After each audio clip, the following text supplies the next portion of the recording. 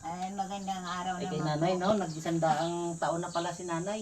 Nung kailan pa nag-100 taon si nanay? Part 7 nung Nung March. March 7 March lang ngayon nito. nakaraan. Okay, di malinaw naman pala na may matatanggap na si nanay.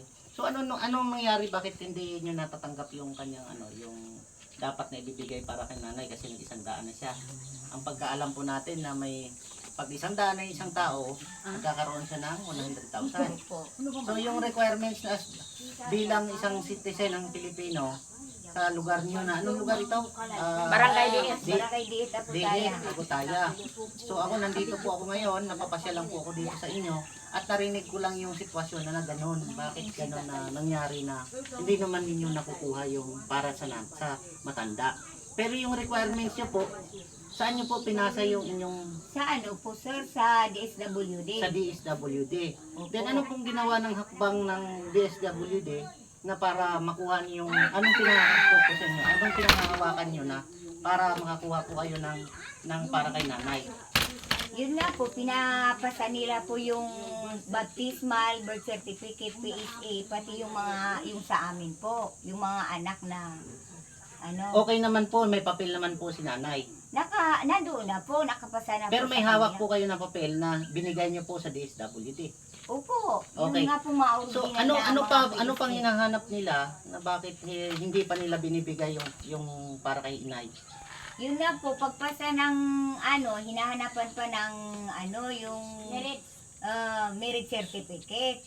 Ang Oh, problema nga po, ba't kailangan ng marriage certificate na samantalang ang alam ko, birth certificate lang?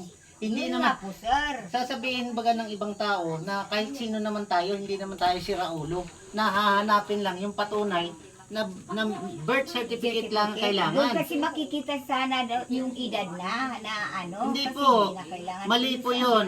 Birth certificate at PSA, doon na po yun makikita na tunay na nagkakaedad si nanay ng Yun ganon. nga po sir. O paano kung halimbawa hindi naman kasal si nanay?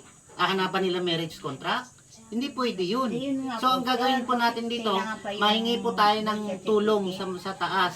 Kayo po ay anak ni nanay. Opo. Ito po si nanay at yan po yung anak niya at nagpapatunay na ganun po ang nangyayari. So tayo po, ako bilang isang Pilipino, hihingi po tayo ng tulong kay Rapi Tulfo. Ano po? Rapi Tulfo.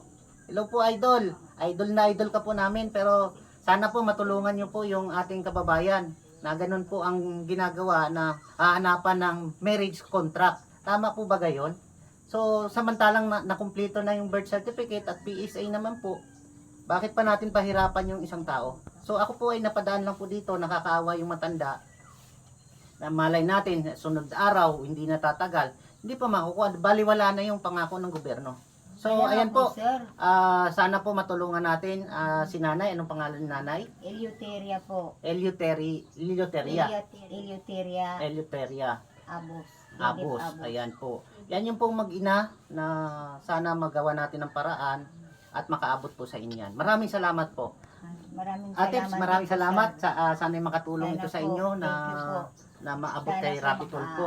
rin po. Ayan po, kaya abot natin kay Boss Idol. Thank you po. Sana po. Kasi ang alam din